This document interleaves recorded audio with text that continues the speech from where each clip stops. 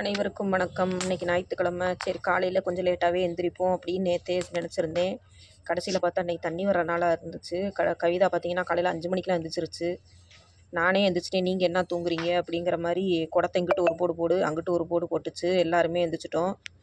பழம் நல்லா விடிஞ்சிருச்சு. இனிமேல் என்னத்தை தூங்க அப்படின்ட்டு நான் எந்திரிச்சிட்டேன். எந்திரிச்சு கொஞ்சம் நேரம் உட்காந்துக்கிட்டே இருந்தேன். இந்த சிவனியா தான் நல்லா தூங்குச்சு. சின்ன பிள்ளையில இருந்தால் நமக்கு எந்த பிரச்சனையுமே இல்லையே நான் யோசித்து பார்த்துக்கிட்டு நானே உட்காந்துக்கிட்டு இருந்தேன். அவள் என்ன செஞ்சா, தண்ணி அடிச்சுட்டு எப்போ தான் மேலே வருவான்னு பார்த்தா வாசல் தொளிக்க போயிடுச்சு. சரி வாசலை தொளிச்சிட்டு சீக்கிரமா வா அப்படின்னு சொல்லிட்டு முடிச்சுட்டு வேலை வந்து பழக்கம் எனக்கு டீயை போட்டு கூட வெள்ளனே எழுந்திரிச்சிட்டேன். அதனால் எனக்கு ஒரு மாதிரியாக இருக்குது அப்படின்னு சொன்னேன். சரி சித்தி அப்படின்ட்டு கடைக்கு போயிட்டு வந்துட்டு வெண்டிக்காய் விலை கம்மியாக இருக்குது, வாங்கிட்டு வந்து வத்தல் போடுவோமான்னு கேட்டுச்சு. சரி வத்தல் தானே போட சொல்லுது அந்த பிள்ளை, நம்ம போட்டு கொடுப்போம் அப்படின்னு சொல்லிட்டு சரி வாங்கிட்டு வா அப்படின்னு. அவள் பார்த்தா 5-6 கிலோ வாங்கிட்டு வந்து என்கிட்ட கொட்டி விட்டு போட்டுருவோம் சித்தி அப்படின்னு சொல்லிட்டு வீட்டுக்குள்ளே போயிட்டா. ஐயப்பா அப்படின்ட்டு நான் அதை சுட்ட காய் இந்த மாதிரிலாம் ஏதாவது கிடக்குமா என்னான்ட்டு அதை க்ளீன் பண்ணிவிட்டு அதை கழுவவே பார்த்தீங்கன்னா 1 மணி நேரம் ஆயிடுச்சு. நான் இதுக்கு மேலே என்னால் கழுவ முடியாது, யாராவது வந்து எனக்கு ஹெல்ப் பண்ணால் நான் வந்து இதை நறுக்கி தருவேன், இல்லைன்னா தூக்கி மூட்டை கட்டி வச்சுட்டு நான் பாட்டுக்கு ஓரமாக போய் உட்காந்துருவேன் அப்படின்ட்டேன். அப்புறம் கவிதா தான் வந்து எனக்கு கழுவி கொடுத்தா. நான் நறுக்கி போட்டேன். சரி நறுக்கிற இடத்த தண்ணி ஊற்றி கழுவிட்டு கூட்டி விட்டு க்ளீன் பண்ணிவிட்டு அந்த இடத்துல நாங்கள் காய போட்டோம். வெயில் பார்த்தா ஏறிக்கிட்டே தான் இருந்துச்சு. நான் வந்து அதை நறுக்கி காய போட்டு வீட்டுக்குள்ளே வரையில் பார்த்தீங்கன்னா மணி 11:30 ஆயிடுச்சு. வெயிலில் உட்காந்து நறுக்குனதுக்கு அதுக்கும் எனக்கு ஒரு வழியாக வந்துருச்சு. என்னடா செய்கிறது, ஏன்னா வத்தை போடுவோமா அந்த பிள்ளை கேட்டுச்சு. சரி வத்தை போடுவோன்னு சொன்னது ஒரு குத்தமா, இப்படி வாங்கி நம்மளை பழி வாங்கிட்டாலே நானாக யோசிச்சுக்கிட்டு இருந்தேன். சரி வாங்கிட்டோம், அதை நம்ம செஞ்சு தானே ஆகணும் அப்படின்னு சொல்லிட்டு நானும் உட்காந்து நறுக்கி காய போட்டேன். வெயில் சரியான வெயில் இன்னைக்கு. அப்படி ஒரு வெயிலாக இருந்தது. எல்லாத்துக்கும் ஒரு வெயிலாக இருந்தால் எங்களுக்கு ஒரு வெயிலாக இருக்கும், அது உங்களுக்கே தெரியும். ஏன்னா முன்னாடி வந்து பொட்டலாக இருக்கிறதுனால எங்களுக்கு வந்து அதிகமாக வெக்கையாக இருக்கும். எப்படா நறுக்கி காய போட்டு வீட்டுக்குள்ளே போவோம் அப்படின்னு சொல்லிட்டு நான் என்ன செஞ்சேன், வேகமாக நறுக்கி அதை காய போட்டு வீட்டுக்குள்ளே போனேன். வீட்டுக்குள்ளே போவோம் அப்படின்னு நினச்சிக்கிட்டு இருக்கையில் அதுக்கு ஒரு வேலை, வீட்டுக்குள்ளே ஒரு வேலை எனக்கு தனியாக வச்சுருந்துச்சு. என்ன அப்படின்னு பார்க்கையில, மாவு இல்லை சித்தி, மாவு இன்னைக்கு ஆட்டி வச்சுருவோமா அப்படின்னு என்கிட்ட கேட்டா. ஐயப்பா அடுத்த அட்டாக்கா நான் நினச்சேன். அப்புறம் என்ன செய்ய அப்படின்னு சொல்லிட்டு, எப்பயுமே பார்த்தீங்கன்னா இட்லி அரிசியில் எனக்கு வந்து இட்லிக்கு போட்டோம்னா எனக்கு கொஞ்சம் சரி வராது. 2 அரிசியும் கலந்து போடுவேன், இல்லைன்னா ரேஷன் அரிசி மட்டும்தான் போடுவேன். ரேஷன் அரிசி வந்து அதில் கிடக்கிற பழுப்பரிசி, கருப்பரிசி, இந்த தூசி துப்பட்டை இதுகள்லாம் கிடக்கும். இதை எப்பயுமே நான் பிறக்கிட்டு தான் நான் போடுவேன். இப்போ பார்த்தீங்கன்னா ரேஷன் அரிசியில் புது விதமாக பார்த்தீங்கன்னா வெள்ளை வெளையர்னு ஒரு பொறி மாதிரி இருக்குது. அதை அரிசியை ஊற போட்டோம்னா அப்படியே மிதக்குது. அதை பார்க்கவே வந்து ஒரு மாதிரி அருவருப்பாக இருக்கிறதுனால நான் எவ்வளோ நேரம் ஆனாலும் சரி அரிசியில் உள்ள அந்த வெள்ளை அரிசியை பூரா பிறக்கிட்டு தான் ஊற போடணும் அப்படின்ற மாதிரி எடுத்து அதை பிறக்குனே. பார்த்தீங்கன்னா 1 மணி 1:30 ஆயிடுச்சு. காலையிலே ஒன்றும் சாப்பிடல. எனக்கே ஒரு வழியாக வந்துருச்சு. தக்க கூட சாப்பாடை போட்டு தொலைங்க அப்படின்னே. காளான் பிரியாணி வச்சுட்டு தயிர் வெங்காயம் தான் போட்டிருந்தோம். மதியானம் கொஞ்சம் நேரம் ஆயிடுச்சு. என் தம்பியை கொஞ்சம் எனக்கு ஜூஸ் வாங்கி தடான்னே. அவன் போய் எனக்கு ஜூஸ் வாங்கி கொண்டாந்து கொடுத்தான், மிக்சர் ஜூஸ் வாங்கி கொடுத்தான். சரின்ட்டு ஆளுக்கு 2 டம்ளர் குடித்தோம். திருப்தியாக நல்லா இருந்துச்சு. குடித்த உடனே பார்த்தீங்கன்னா அப்படியே ஒரு சொக்கல் மாதிரி வந்துச்சு.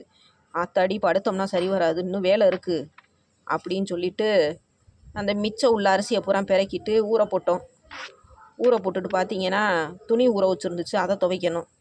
அதை போய் 2 பேர் சேர்ந்து போய் துவைச்சிட்டு காய போட்ட வத்தலெல்லாம் மரியாதையாக நீயே போய் அள்ளிட்டு எனக்கு பார்த்தீங்கன்னா திடீர்னு உளுந்த வடை திங்கணும் போல் ஆசையாக இருந்துச்சு.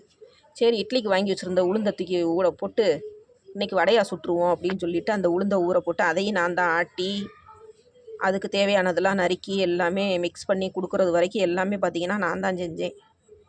இந்த ஞாயிற்றுக்கிழமை வந்து ஏன்டா வருது அப்படிங்கிற மாதிரியே எனக்கு வந்து தோணும். ஏன்னா திங்கக்கிழமையிலேருந்து சனிக்கிழமை வரைக்கும் பார்த்திங்கன்னா என்னைய மாதிரி ஒரு சுதந்திர பறவை யாருமே இருக்க மாட்டாங்க. ஏன்னா வேலைகள் வந்து எனக்கு வந்து கம்மியாக தான் இருக்கும். அந்த வேலைகள்லாம் நான் ஜாஸ்தி எந்த வேலையுமே நான் செய்ய மாட்டேன்.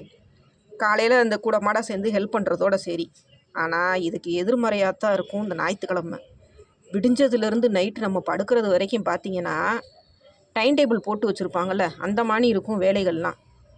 அடுத்தடுத்து நம்ம வேலைகள் முடிச்சு எந்த வேலை முடிஞ்சிச்சு அப்படின்னு நம்ம நினைக்கையில அடுத்து வேலை.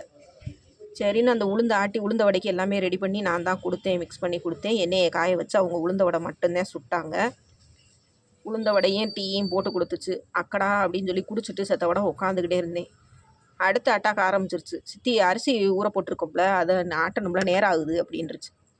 ஐயையப்பா அப்படின்ட்டு தொளி உளுந்தை வாங்கி ஊற போட்டு இன்னைக்கு தொளி உளுந்தை அதை களைஞ்சி எடுக்கணும்னு பெரிய மண்டேடி ஆயிடுச்சு. எனக்கு எப்பயுமே உளுந்து எதுவுமே களைய தெரியாது. ஏதோ குருட்டாம்போக்கில் நான் பாட்டுக்கு களைஞ்சி எடுப்பேன். ஏன்னா எந்த வேலையுமே நம்ம வந்து யார்ட்டையுமே நான் வந்து சொல்ல மாட்டேன். முடிஞ்ச அளவுக்கு பார்த்தீங்கன்னா நானே அந்த வேலையை வந்து செஞ்சுருவேன். அடுத்தவங்ககிட்ட வந்து சொல்ல மாட்டேன். அவங்க 1000 வேலையில் இருப்பாங்க. அது நம்மளுடைய வேலையும் சேர்த்து அவங்களால செய்ய முடியாதுன்றதுனால சொல்ல மாட்டேன். நான் தான் உளுந்த களைஞ்சேன். என்னத்தையும் அரையும் குறையுமா களைஞ்சு எடுத்து தனியாக வச்சு எப்படியோ மாவு ஆட்டணுமேன்றதுக்காண்டி எடுத்து வச்சாச்சு. சரி கிரைண்டரை தூக்கிட்டு வந்து எல்லாத்தையுமே நகட்டி கொடு அப்படின்னே. கிரைண்டரை தூக்கிட்டு வந்து எனக்கு எல்லாமே நகட்டி கொடுத்தா. நகட்டி கொடுத்து அடுத்து நான் மாவு ஆட்டினேன். அது மாதிரி திங்கக்கிழமையிலேருந்து சனிக்கிழமை வரைக்கும் எனக்கு கொண்டாட்டமாக இருக்குது. ஞாயிற்றுக்கிழமை காலையில் வந்துட்டாலே பெரிய திண்டாட்டமாக இருக்குது. வாரு படுக்கந்தடிக்கு வேலை இருந்துக்கிட்டே தான் இருக்கும் போல். போய் கிரைண்டரை நகட்டு நேரம் ஆகுது.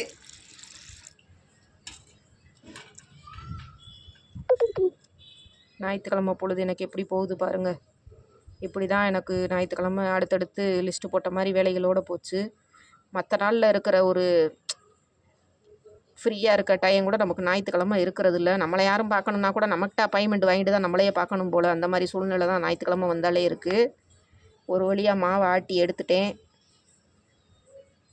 ஆட்டி எடுத்து அதை கலந்து கொடுத்து அங்கே வைக்கிறதுக்குள்ளே எனக்கு வந்து ட்ரெஸ்ஸுகள்லாம் கொஞ்சம் கிழிஞ்சிருக்கு, எனக்கு கொஞ்சம் தச்சு தரீங்களா அப்படின்னு கேட்டுச்சு. மரியாதையாக ஓடி போயிருங்கிட்டு அப்படின்னு எல்லாம் போயிடுச்சு. மிஷினு கடைக்கு போய் தச்சா தைக்காட்டி பேசாமல் இருன்னே. அப்புறம் அவளாக தான் உட்காந்து தச்சா. என்னால் ஒன்றும் செய்ய முடியல, நகண்டு கொடுக்க முடியல. சும்மா இருக்க டயத்தில் நம்மகிட்ட சொன்னால் அந்த வேலையை நம்ம செய்யலாம். இந்த ஏதாவது ஒரு வேலை வெட்டி அன்றைக்கி ஹெவியாக இருக்கிற அன்றைக்கி தான் அந்த வேலையை சொல்லும். என்னால் செய்ய முடியலன்னு சொல்லிட்டேன். அவளே செஞ்சுக்கிட்டா. வீடியோ பிடிச்சிருந்தா லைக் பண்ணி சப்ஸ்கிரைப் பண்ணுங்கள்.